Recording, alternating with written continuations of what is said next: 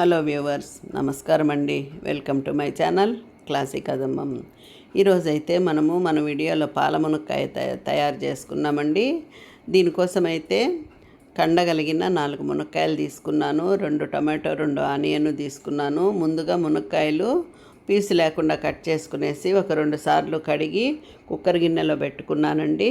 తర్వాత కట్ చేసిన tomato onion పెట్టేసి కుక్కర్లో పెట్టుకునేసి ఒక 2 విజిల్స్ రానిచ్చి ఈ గిన్నె తీసి పక్కన పెట్టుకున్నామండి.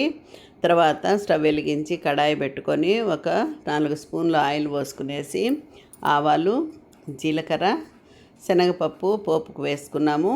కాస్త పోపు చిటపటలాడిన తర్వాత మనము ఉడికించుకున్న ఈ మునక్కాయ, టమాటో, ఆనియన్ కడాయిలో వేసుకున్నామండి. కాస్త కలుపుకునేసి ఇందులో కాస్త పసుపు కూడా వేసుకున్నాము. తర్వాత చిక్కని పాలు ఒక 1/2 లీటర్ వరకు పోసేసుకున్నామండి. మునక్కాయలు ఒక 60% మాత్రమే కుక్కర్లో ఉడుకుంటాయండి. తర్వాత ఈ పాలల్లోనే మిగతా మునక్కాయలన్నీ బాగా ఉడికేటట్టుగా మూత పెట్టి ఒక 4-5 నిమిషాలు ఉడికించుకోండి. అప్పుడు ఈ మునక్కాయలు బాగా జ్యూసీగా రుచిగా తయారవుతాయండి. ఇలా ఉడికించుకున్న తర్వాత అప్పుడు మాత్రమే బాగా ఉడికిన తర్వాత మాత్రమే సాల్ట్ వేయాలండి. సాల్ట్ వేశాక మనకు పాలు విరుగుతాయి. తర్వాత మిర్చి పౌడర్ కూడా వేసేసుకోండి.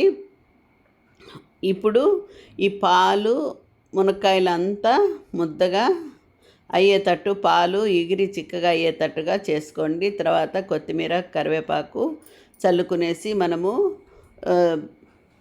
దించుకున్నామంటే మనకి చపాతీలోకి, అన్నంలోకి సూపర్గా ఉంటుందండి. రోటీలోకి కూడా తినొచ్చండి. చూడండి, ఇప్పుడు ముద్దగా అయిపోయింది కదండి కూర. ఈ విధంగా చేసుకోండి, చాలా రుచిగా ఉంటుంది. పూర్తి వీడియో చూడాలంటే మన ఛానల్ నేమ్ కింద ఉన్న లింక్ టచ్ చేయండి, మీరు పూర్తి వీడియో చూస్తారు.